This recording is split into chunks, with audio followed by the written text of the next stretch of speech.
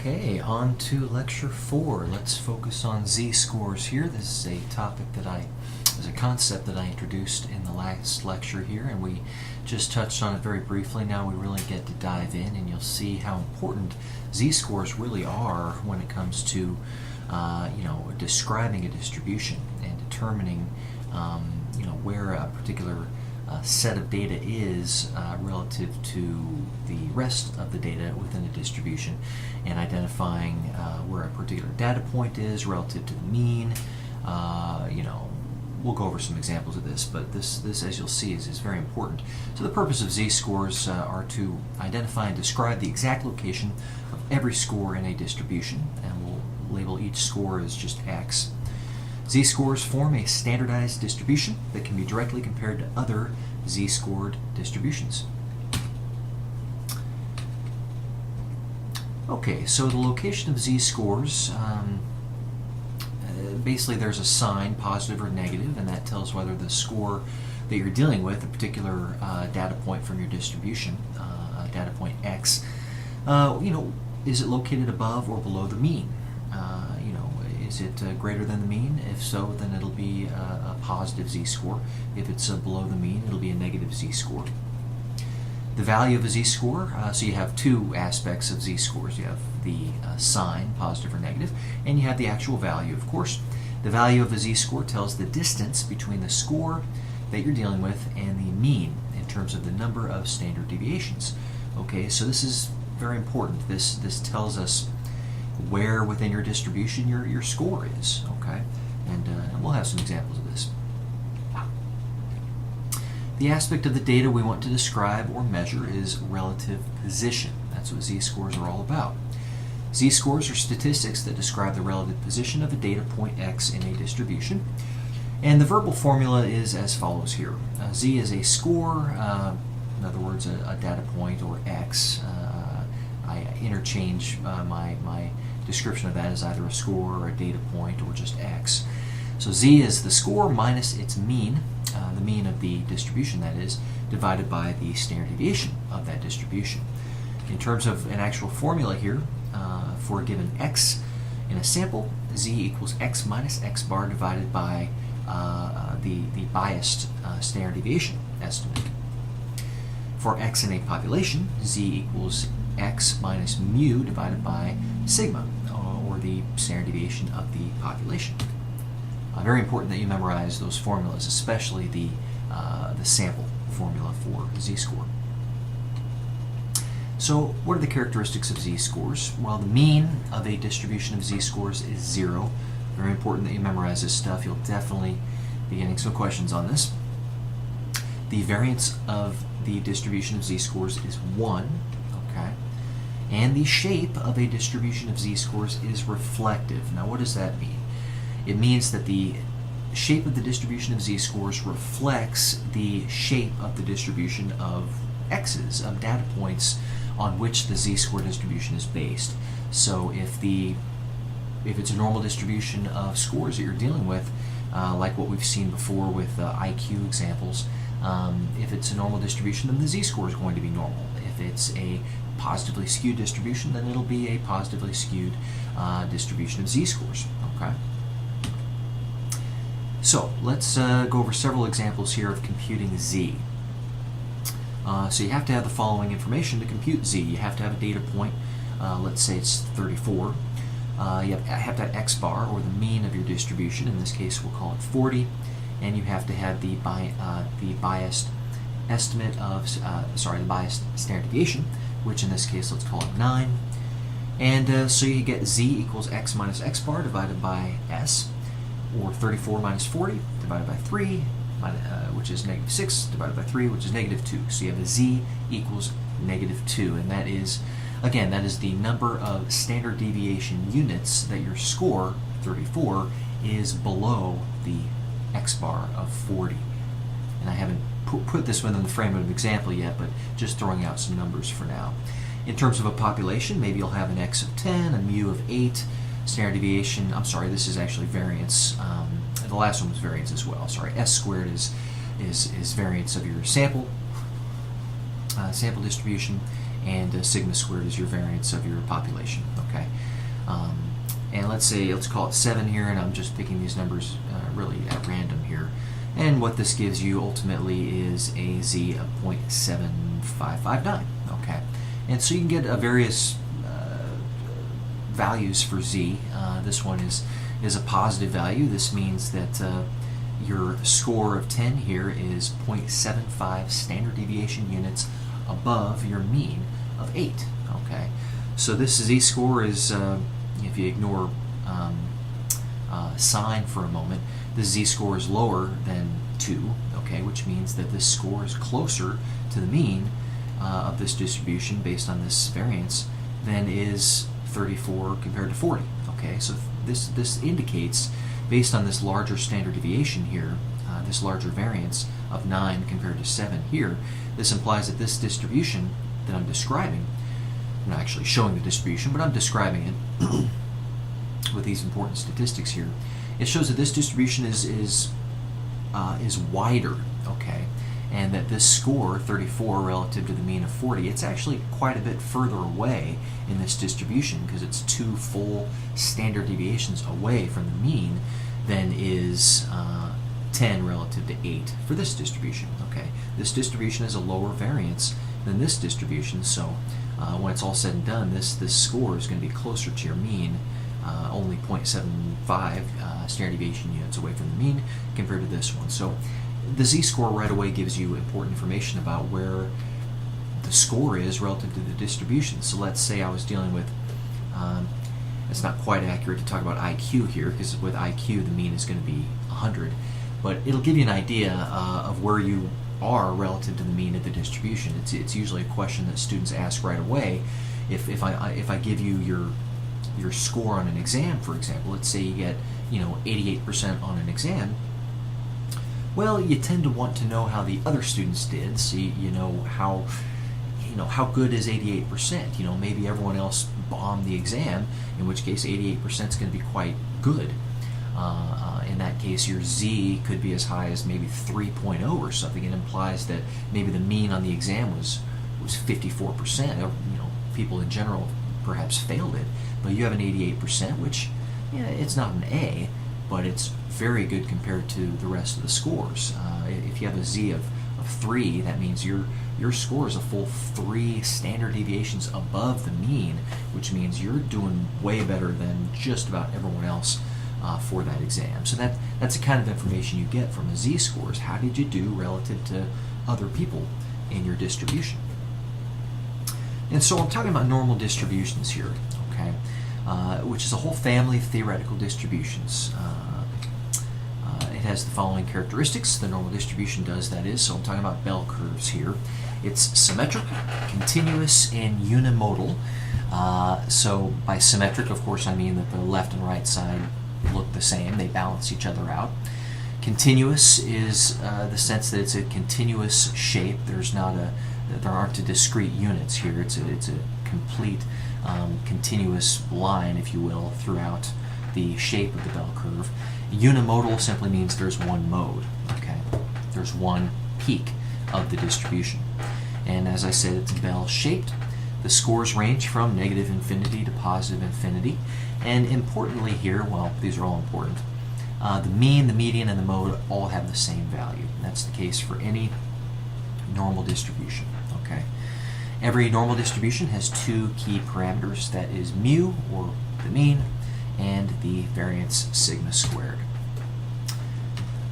Okay, so let's get into some examples here. IQ is a common one. It's very popular to use here, fairly intuitive. IQ has been shown over and over again to be normally distributed. This is how IQ is really defined in terms of its theoretical distribution in the population. IQ is normally distributed with a mu, or mean, of 100 and sigma squared, or variance, of 225. And let's say, well, just to give you another example other than IQ, height of American males is normally distributed as well, and this is true, with a mu of 69 inches. I think it might be a little higher than that now, but that used to be accurate. That's about 5'9", I think, 5'10". And the variance is 9 inches. Okay?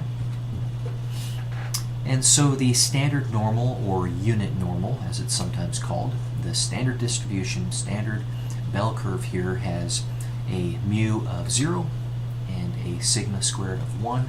As I said, that's the case. That's the definition of any normal distribution.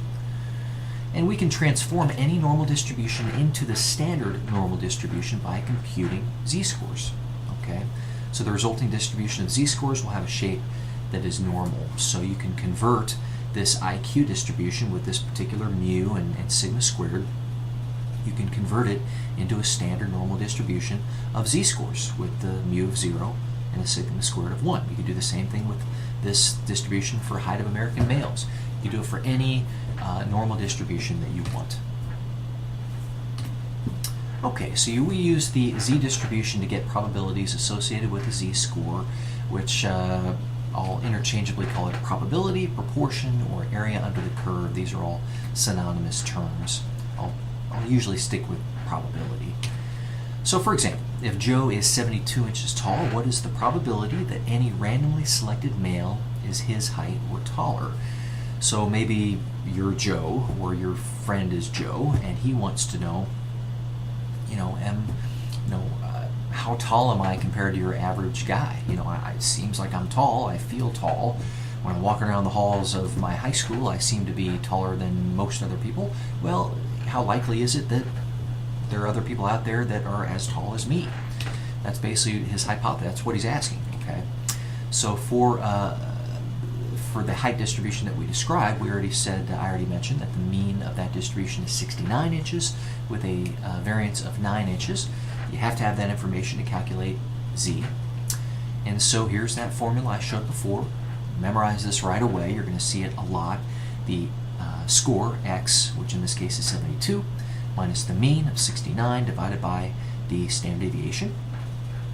72 minus 69 divided by 3 is 1. Okay, so you're noticing I'm not using variance here. I'm immediately going to standard deviation. So I immediately took the square root of this, number 9, which is 3.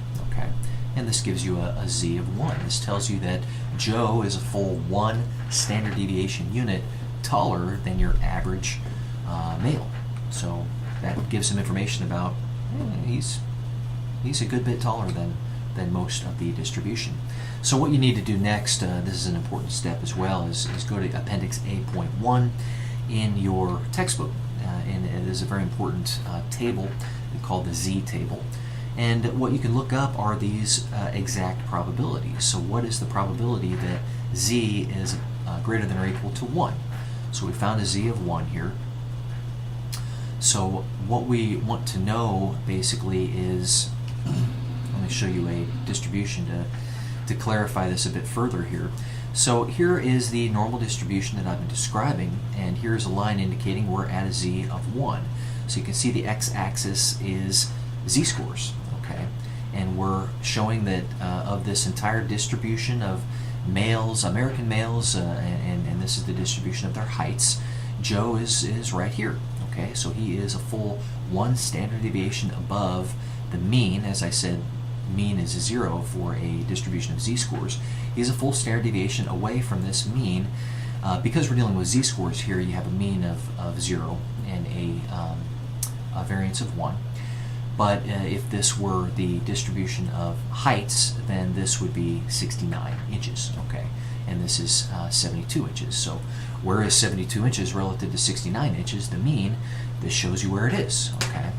And so we're asking the question now, what is the likelihood that, what's the probability rather, that z is greater than or equal to 1? So Joe wants to know what is the proportion of other males in the United States who are as tall as me. Well, the z table will tell you that. What we're asking is how many males are in this part of the distribution? How many males are as tall as Joe or taller? Well, basically 16%. Okay, so Joe knows, based on this information about the distribution, and it's not difficult to find this information out. You can find out exactly how tall you are relative to other people like yourself in the population. 16%. Okay, that's the proportion of people who are as tall or taller than Joe. Okay, so there are two key facts here about the normal distribution. Total area equals 1. Very important fact to keep in mind, and also remember that we're dealing with a symmetrical or symmetric distribution. And you can use that information to calculate z-scores and proportions within the distribution based on z-scores. So first you want to draw a picture with 0 and z. I'll show you that in a moment. You want to locate the desired area that you're focusing on based on the question of interest. Is it a small or large region of the distribution? Is the area in the tail? Is it in the middle? And so let's go into an example here. So what's the probability that z is greater than or equal to 2? Well, you draw your picture. You indicate your line showing z of 2. Okay. And we're wondering what is the likelihood that z, what's the probability that z is greater than or equal to 2? So we're talking about this tail here, which is a small region of the distribution. As I said, it's the tail. And again, you use Appendix A.1 in your textbook, and you look up z of 2.0, you look for the small region. As you'll see in that table, it asks, what are you looking for based on this z value? Whoops. Based on this z value of 2, what are you looking for? Are you looking for the large region, which means this region here, or are you looking for the small region? Well, in this case, we're looking for the small region. So you look for that number, and it's going to be right there in that appendix table in your textbook. So basically 2% of the population has a z-value at or above 2. So this represents, this small part of the distribution is 2% of the distribution.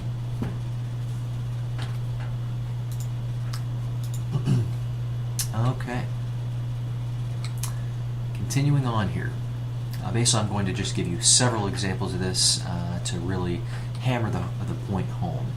So if z is normal and the probability of getting a z value at or greater than 1.645 is 0.05, and these are facts based on the z distribution. You're going to see this number quite a bit, z of 1.645 or just 1.65. The reason you're going to see that a lot is because that is the z value at which point the higher area in the distribution, this tail, that's the point at which you're talking about 5%. And as I pointed out in psychology and other social sciences, that tends to be the cutoff point for arguing, whether or not to reject your hypothesis is typically 5%. Okay. So in order to compute this and kind of see how this goes, you can say, hey, what's the probability that z is less than or equal to this point, 1.645? Well, you want all the area to the left of 1.645, which is a large area. That tells you what to look for in that table, 8.1 in your text. The area is in the middle and the left tail. It's a large area. Based on the total area equals 1 that we know about the normal distribution, you can automatically say, well, it must be 0.95 because you already know that because I told you, but this is, you have to take my word for it, this is true, that z, the probability that z is greater than or equal to 1.65 is 0.05. So if you're asking for the opposite of the rest of the distribution, it's got to be 0.95. Okay. Yet another example here. Well, what's the probability that z is greater than or equal to 1.65? Well, I'm already giving you that, it's 0.05. Well, then compute the opposite end of the spectrum here, the opposite end of the distribution. What's the probability that z is less than or equal to negative 1.645? So you want the small area of the distribution here. The area is in the left tail.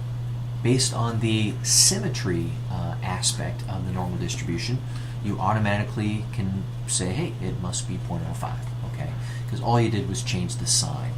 And based on the fact that you know that it's a symmetric distribution, you already know, you don't have to worry about taking 1 minus 0.05, anything like that, to do this. You could just use the symmetry argument in this case.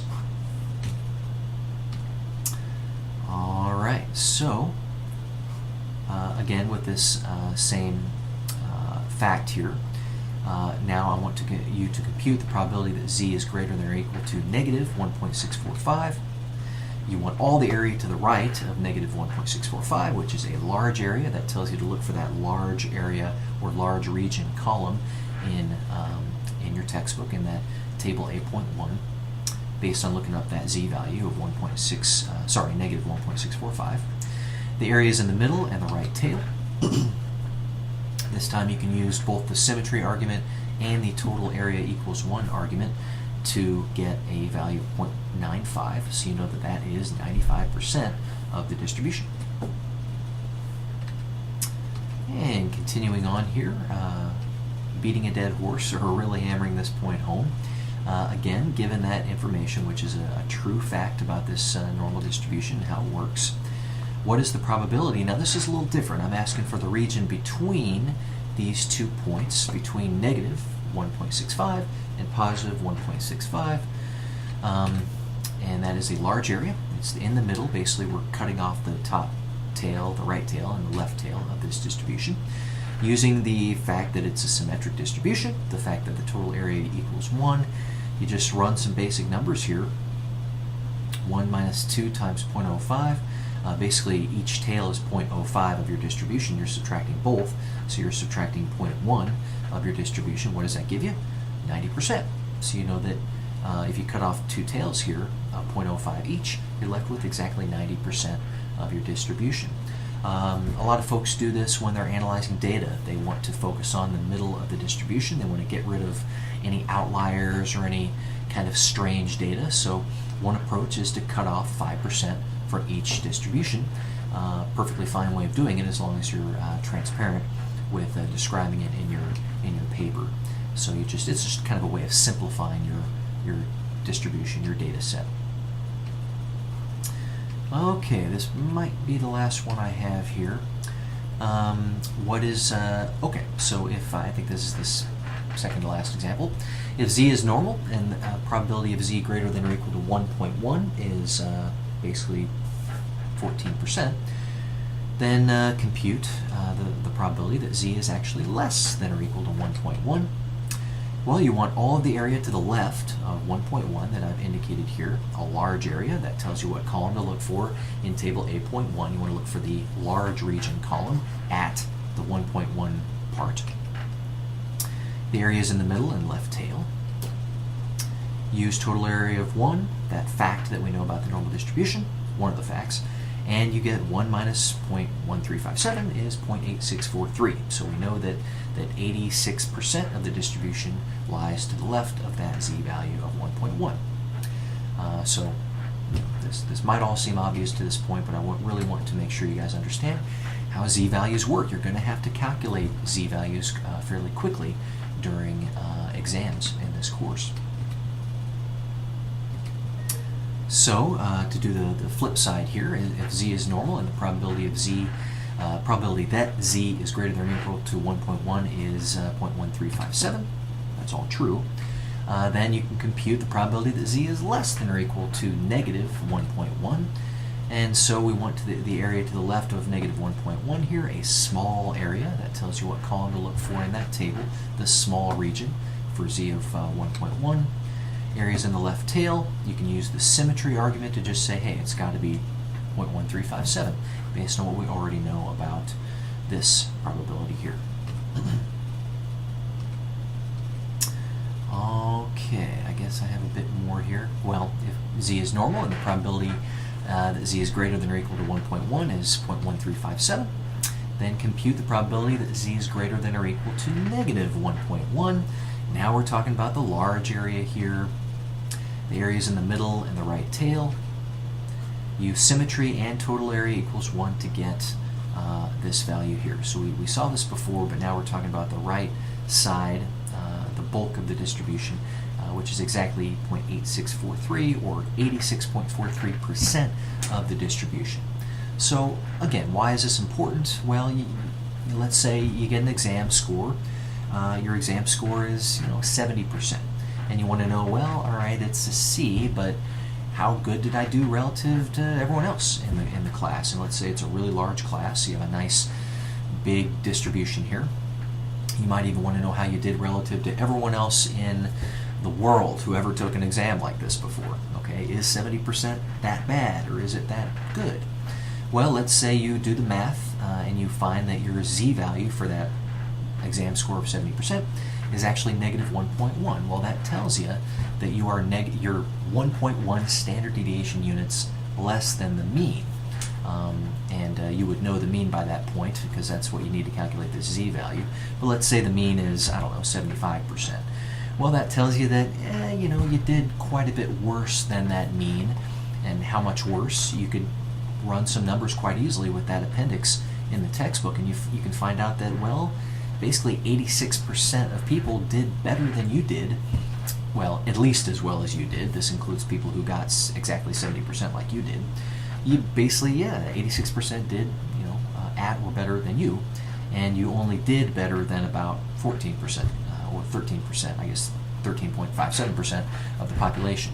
And you might be asking yourself, if you're particularly astute here, you might have realized that this is the same kind of thing you get when you take the ACT, the SAT, the GRE for graduate school. You get a percentile, okay? So you don't just get your raw score from the quantitative part, the verbal part, and so forth. You're also given a percentile.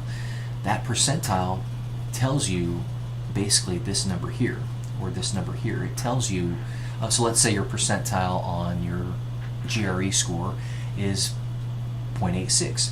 That tells you, and you can do the math and get your z-score, but that basically tells you important information. So you get your raw score, let's say your well, the score's recently changed. Let's say your quantitative score on a recently taken GRE is 160, okay? That's pretty good, but you want to know how well you did relative to everyone else who took the GRE at about the same time as you did last year, okay?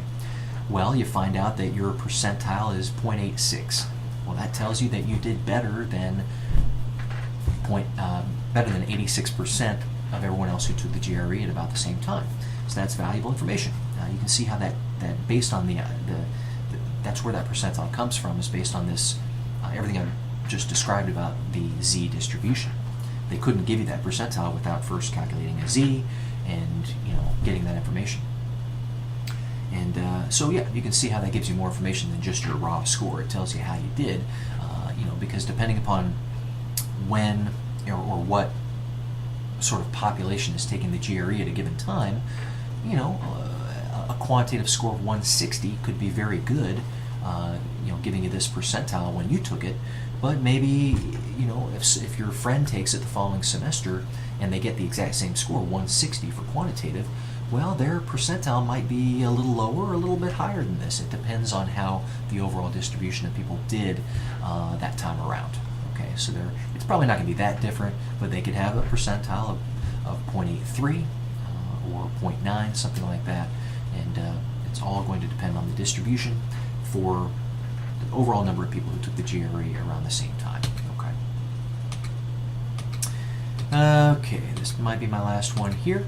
Okay, so what is given the information I've already provided here, what is the proportion of the distribution that lies between negative 1.1 and positive 1.1? Areas in the middle of the distribution based on the symmetry and total area equals 1. Facts about the distribution, you get the following, 0.7286. This also can be figured out from table 8.1 in your textbook. Okay, and this is something else you might need to figure out on an exam, but you're more likely to see the likelihood that z is greater than or equal to a particular score, or less than or equal to a particular score. I'm probably not going to ask you this kind of thing, but it's figured out in essentially the same way, okay, by using that appendix.